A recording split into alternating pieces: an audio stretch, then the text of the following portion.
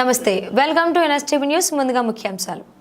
కరీంనగర్ జిల్లా వీనవంక మండలంలోని శ్రీరాములపేట గ్రామ పంచాయతీ కార్యాలయంలో ఇందిరమ్మ ఆత్మీయ భరోసా, కొత్త రేషన్ కార్డులు, రైతు భరోసా, ఇందిరమ్మ ఇల్లు గురించి మండల MRO G Srinivas, MPDO Sridhar, వ్యవసాయ అధికారి CH Ganesh, single window chairman Mavoorapu Bhaskar Reddy, Congress party Jammikunta market director Nalagoni Satish, Elvaka గ్రామ అధ్యక్షులు తోకల సంపత్ రెడ్డి, కాంగ్రెస్ నాయకులు ఎడ్ల రమేష్, వేల్పుల ధనియాలు, ఎన్ఎస్టీవీ రిపోర్టర్ మాడ కరుణాకర్ రెడ్డితో మాట్లాడారు.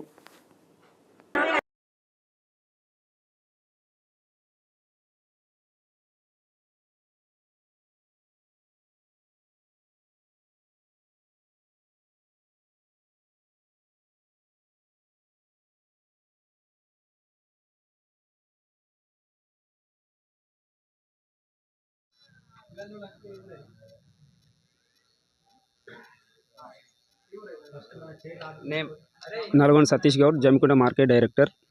ముందుగా గణతంత్ర దినోత్సవ 76వ గణోత్సవ శుభాకాంక్షలు. ఈ గణతంత్ర దినోత్సవం రోజున ప్రజాపాలనలో భాగంగా 4 భరోసా పథకాలను ఈరోజు రాష్ట్ర ముఖ్యమంత్రి గారు ప్రవేశపెట్టడం జరిగింది. అందులో కూడు గూడు ఈ 10 సంవత్సరాలలో గత ప్రభుత్వం ఏ ఒక్క ఇల్లు కానీ 10 సంవత్సరాలలో రేషన్ కార్డు కానీ ఇవ్వలేదు. ఈయాటి రోజున కూడు గూడు నిదానం అనే విధానంతో ఈరోజు ఇందిరమ్మ ఇండ్లు, రైతు భరోసా, ఆత్మీయ భరోసా, రేషన్ కార్డులు ప్రవేశపెట్టి ఈరోజు గణతంత్ర దినోత్సవం రోజున పేద ప్రజలకు అందించడం జరిగింది. ఇందులో భాగంగా మన మండలంలో శ్రీరాములపేటలో ముఖ్యంగా ఒక గ్రామాన్ని ఎంచుకొని ప్రతి లబ్ధిదారునికి ఇవ్వడం జరిగింది. ఈ కార్యక్రమంలో పాల్గొనడం చాలా సంతోషంగా ఉంది.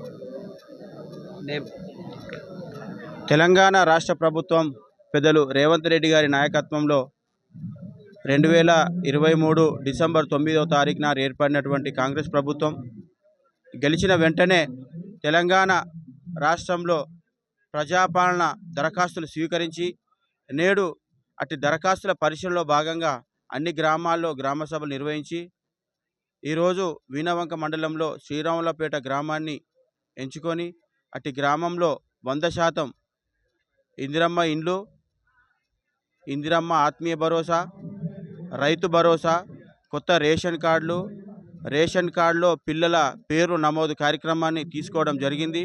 నిజంగా ఈరోజు శుభసూచకం. ముఖ్యమంత్రి గారు పెద్ద ఎత్తున ఈ కార్యక్రమాన్ని మండలం ఉన్నట్టు అధికారులందరినీ శ్రీరాములపేట గ్రామానికి పంపి ఇక్కడ ఉన్నటువంటి లబ్ధిదారులందరికీ పేరు పేరున పిలుచుకుంటూ వారికి మంజూరు పత్రాలు అందజేయడం చాలా సంతోషకరం.